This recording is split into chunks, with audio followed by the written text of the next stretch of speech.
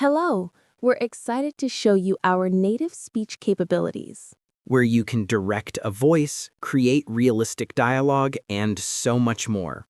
Edit these placeholders to get started. They don't tell you this in the glossy brochures. They don't mention it in the hushed wood-paneled lounges of the private jet terminals where deals are whispered over single malt scotch. They sell you Out of Africa, the sweeping romance, the raw majesty, the thrill of the wild tamed just for you. But they always leave out the final chapter, don't they? The one where the million-dollar illusion shatters and the ancient, indifferent red dust of the Kenyan savannah reclaims all the hubris, all the technology, and all the money. Exactly. The crash of that Cessna 208B Grand Caravan near the Kwale Conservancy, carrying a veritable who's who of American tech and finance royalty, it's not just a tragedy. Don't be so naive. It's a reckoning. It's the bill coming due for America's favorite fantasy. The idea that the entire world can be curated, sanitized, and consumed as a risk-free luxury experience. Let's pull back the curtain on the official narrative, the somber press releases from the State Department. The truth, as always, is far messier and infinitely more interesting. That passenger list reads like a Vanity Fair power index. You had Michael and Sarah Jensen, the Silicon Valley power couple, $9 billion IPO, and a college-age son documenting every authentic moment for TikTok. You had the Wall Street titan known for shorting entire national economies before breakfast. These weren't just tourists, they were conquerors on holiday. They paid a premium for the illusion of danger, the thrill of a bush pilot landing on a dirt strip, never once believing the danger could be real. That's the core of this drama, the profound shock of the insulated elite when they discover their platinum credit cards are utterly worthless at 5,000 feet. The real story began not in the cockpit, but in the air-conditioned offices of Mara Executive Air. I've spoken to sources on the ground in Nairobi, pilots who fly these routes every day. They paint a picture of an industry under immense pressure. On one hand, you have the ultra-wealthy clientele demanding seamless, Instagrammable perfection. They want the specific vintage of champagne chilled and a pilot who looks like a rugged hero.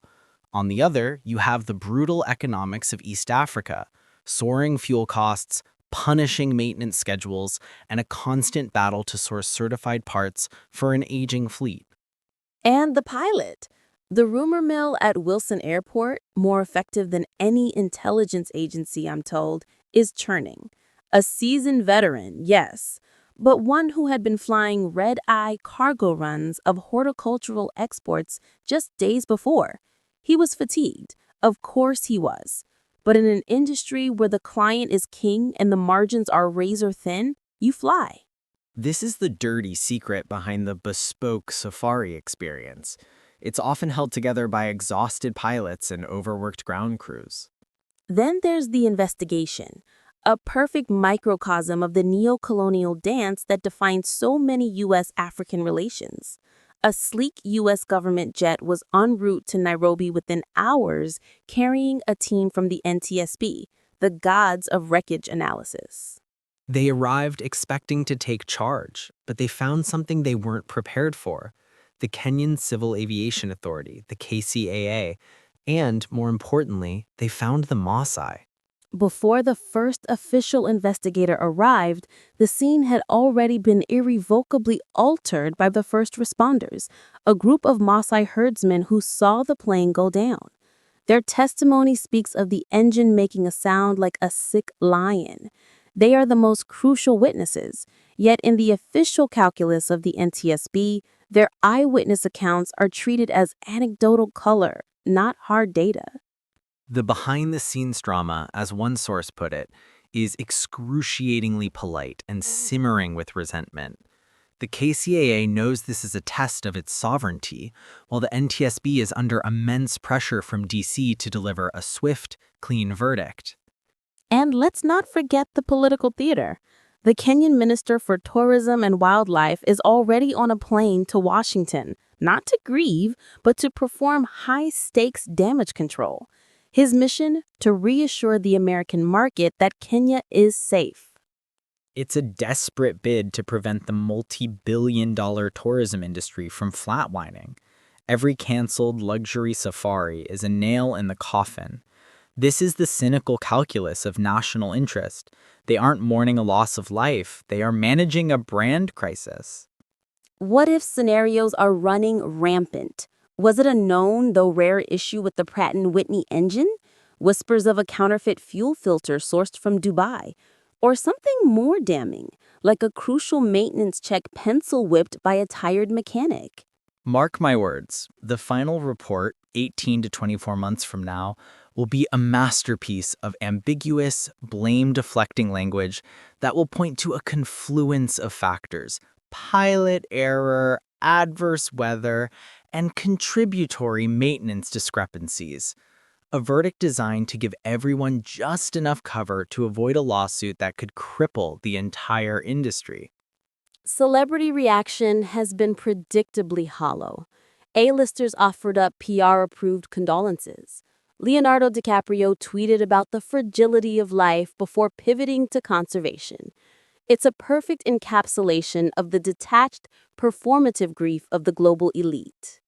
The contrasting viewpoint comes not from a celebrity, but from voices like Dr. Wanjiru Kamu, a respected Kenyan sociologist.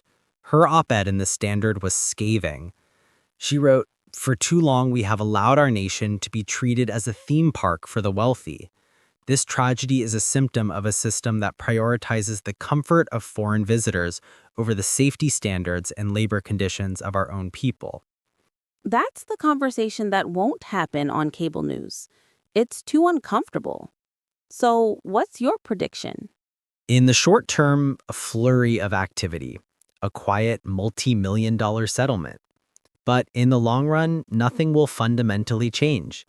The magnetic pull of the African safari fantasy is too strong, the profits too vast. In 6 months, another group of high-net-worth adventurers will board a similar plane, flown by a similarly tired pilot, chasing the same mirage of authentic, risk-free wilderness. The only difference will be a few more clauses in the liability waiver they signed without reading. This crash isn't a wake-up call. It's merely the tragic, cyclical cost of doing business when you're selling a beautiful, dangerous, and ultimately deceptive dream.